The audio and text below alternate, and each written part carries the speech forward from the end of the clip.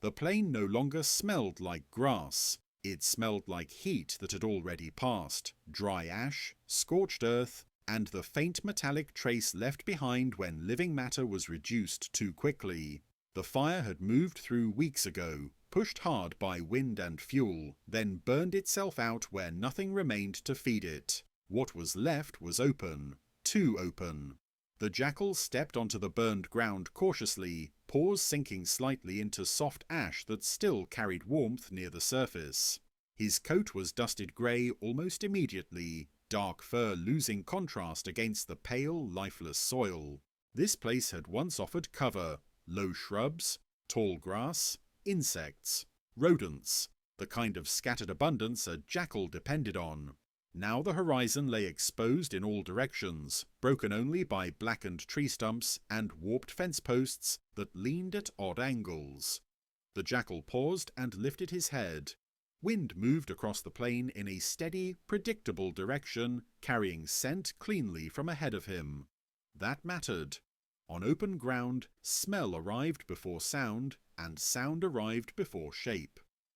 For now, the wind was honest. He moved forward. Each step was measured. Not slow, just economical.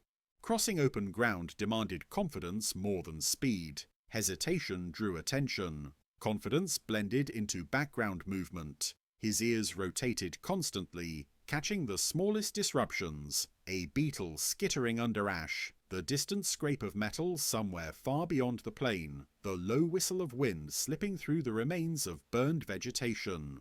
There was little food here, he knew that before he entered it. But the fire had also driven other animals out of their patterns. Some would cross this plain anyway, drawn by old roots or desperation. Where others moved, opportunity followed.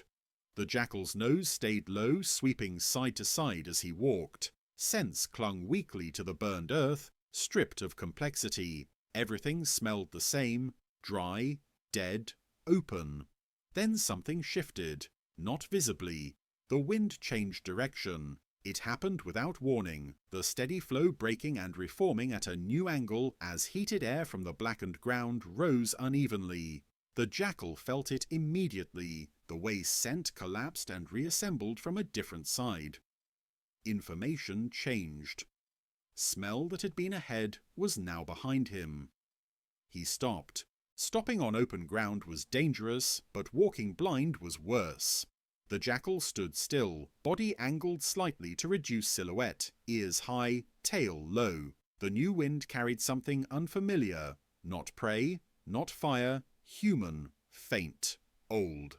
Mixed with oil and dust and fabric, carried across the plain from a road that lay beyond sight. The jackal did not fear it, but it altered calculations. Humans brought vehicles. Vehicles brought speed and unpredictability. He adjusted his path slightly, angling away from the scent source without retreating entirely. Crossing the plain remained necessary. Turning back would cost time and energy. The ash shifted under his paws as he resumed walking. Each step left a clear print, too clear. Tracks on burned ground lasted longer than tracks in grass. Anyone following would read his passage easily. The jackal lengthened his stride, not to run, to finish the crossing sooner. Somewhere ahead, the plain ended. Vegetation would return in patches first, weeds, insects, cover. Beyond that, food. The wind held its new direction. The jackal crossed on, exposed beneath an open sky, trusting that movement, not concealment, would carry him through a landscape that had forgotten how to hide anything at all. The plain did not end cleanly. It thinned. Burned ground gave way to irregular patches where fire had skipped or weakened, shallow dips where moisture lingered, clumps of weeds already pushing through ash, brittle but alive. The jackal noticed the change immediately. Even before scent returned, texture did. Here, the ground held memory. Charred grass lay flattened beneath new growth. Insects moved again, sparse but active, clicking softly when disturbed. The jackal slowed just enough to read these signs, adjusting his pace to match what the land offered. The wind remained inconsistent. It shifted in short bursts now, pulled by uneven heat rising from blackened soil and cooler air settling near shaded depressions.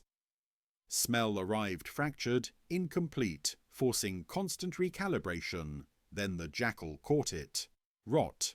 Not old enough to be meaningless, not fresh enough to be defended. Carrion. His ears angled forward.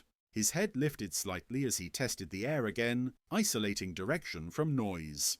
The scent came from a shallow ravine cutting across the far side of the plain. A place fire had burned hot but fast, leaving little cover. He moved toward it, without haste. Rushing toward carrion invited competition. Arriving too late meant nothing left. The balance lay in timing. As he approached, the wind shifted again.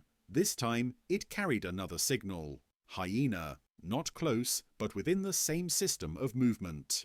The scent was heavy, layered, unmistakable, stronger jaws, heavier body, a competitor that did not negotiate over food. The jackal stopped. His body lowered slightly, reducing profile against the open background.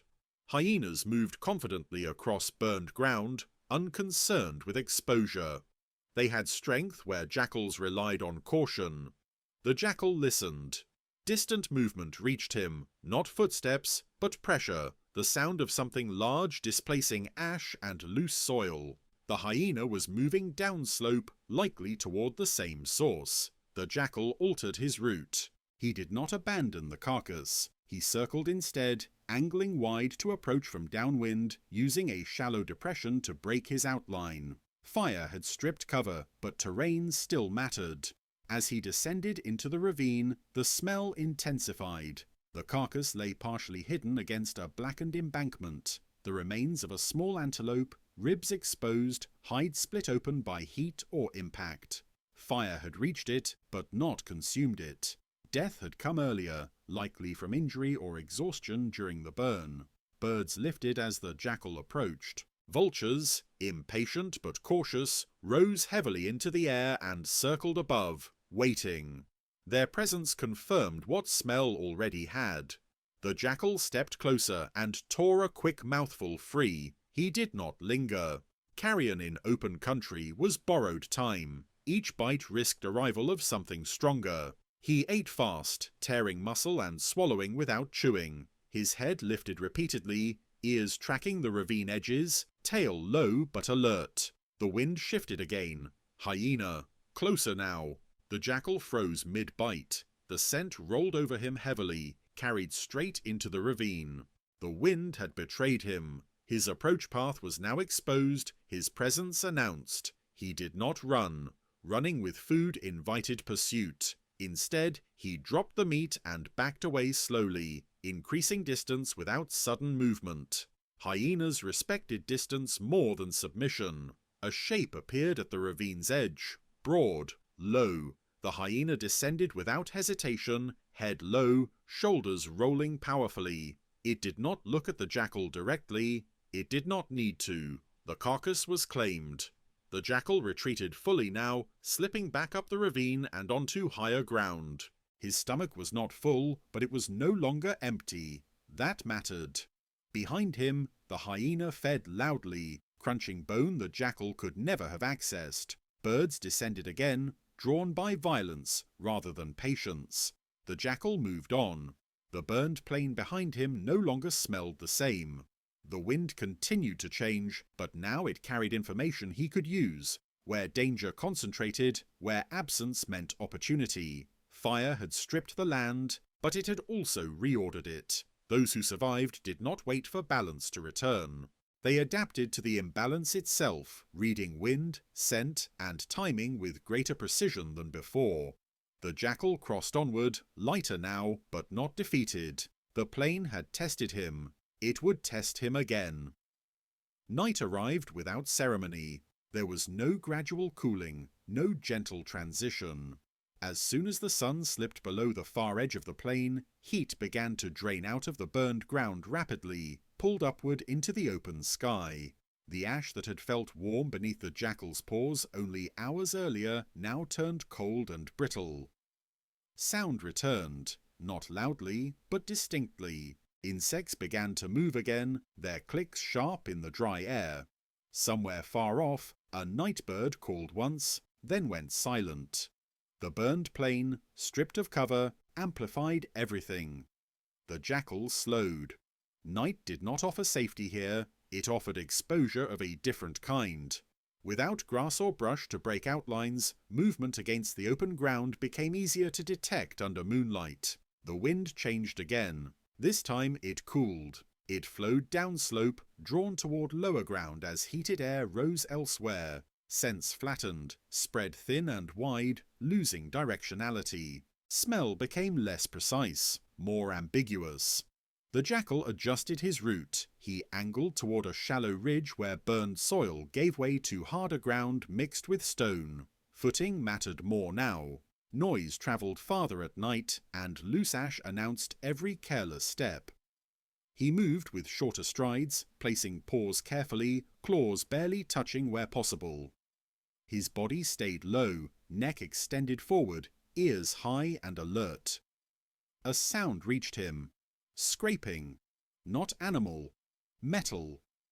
The jackal froze instantly. From beyond the ridge, a vehicle moved slowly along a dirt road, headlights off, engine noise muted by distance but unmistakable. The sound carried in broken pulses, distorted by terrain. Humans. They were moving at night now, checking fire breaks, surveying damage, reclaiming space. Their presence changed everything. Light could appear suddenly. Speed could arrive without warning. The jackal waited until the sound passed downslope, then resumed moving, angling away from the road and toward darker ground where shallow gullies cut through the plain. Here, the fire had burned unevenly. Charred roots and collapsed burrows created pockets of shadow. The jackal used them instinctively, moving from one break in the surface to the next, never crossing open stretches without pause. He caught another scent. Smaller, familiar, rodent, not strong, but fresh.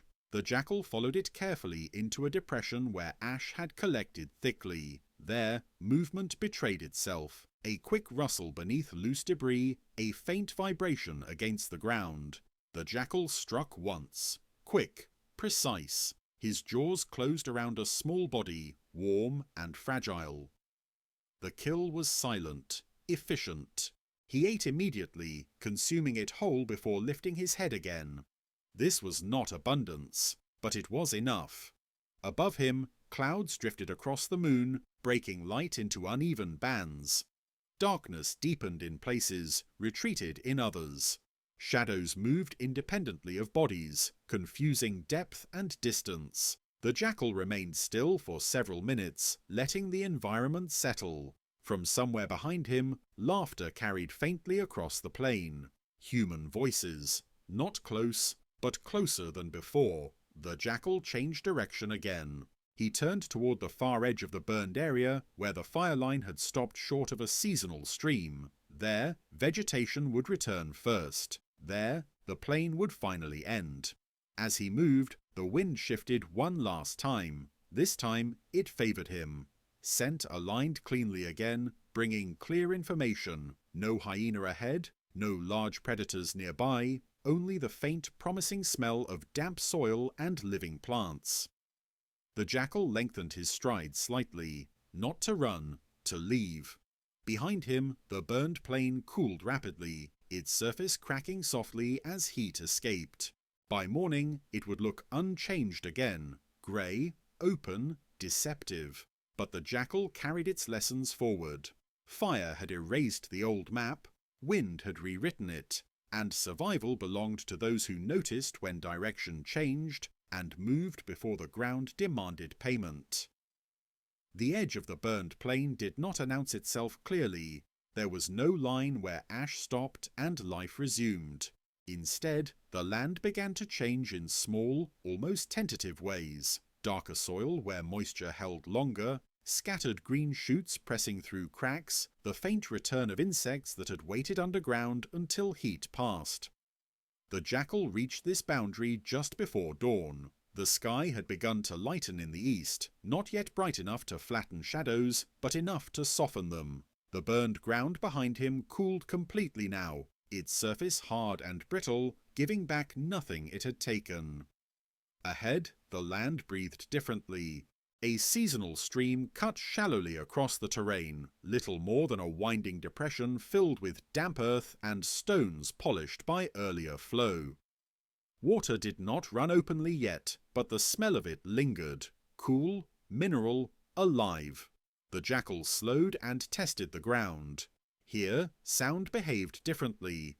Ash no longer muffled his steps. Soil answered honestly, compressing without collapse. Each movement returned information instead of erasing it. He lowered his head and drank from a small pocket where moisture had gathered overnight. The water was thin and tasted of earth, but it cooled his mouth and steadied him. He drank only briefly, lifting his head often, scanning. This place would not stay quiet for long. Edges drew movement, prey seeking regrowth, predators following prey, humans surveying what the fire had changed. The jackal understood edges better than open ground. They were places of transition, not certainty. Behind him, the burned plain lay exposed under growing light. From this angle, it looked almost calm, uniform, deceptively clean. No sign remained of danger except what the jackal carried in his body. The memory of wind that shifted without warning, of ground that offered no cover, of scent that collapsed and reformed unpredictably. He would not cross it again unless forced. The jackal moved along the stream's course, staying just off its lowest point where damp ground softened sound and scent lingered longer. Here, small tracks appeared, rodents, birds, insects returning cautiously. Life reassembled itself not as it had been, but as it could. He stopped once more and listened. No hyena, no human engine, only wind, now steady again, moving in a single direction and carrying clean information. The change was immediate and reassuring. With stable wind came predictability. With predictability came margin. The jackal lifted his head and moved on. As daylight spread across the landscape, the burned plain behind him faded into the background, becoming one condition among many rather than the dominant one. Smoke smell thinned. Ash lost its hold. By mid-morning, the jackal reached a stand of low shrubs untouched by fire. He slipped into their shade and lay down, body curling naturally, muscles finally releasing tension accumulated over distance and decision. He did not sleep deeply. He never did. But he rested enough. Fire had altered the land, wind had altered the rules. The jackal had crossed both by reading what could not be seen, direction, absence, pressure. He had not taken much. He had not lost much either. In landscapes shaped by destruction, that was often the measure of success. Behind him, the burned plain waited for rain, for grass, for balance that would come slowly and unevenly. Ahead, the land offered no promises, only options. And the jackal, having learned which way the wind could turn, remained ready to move again when it did.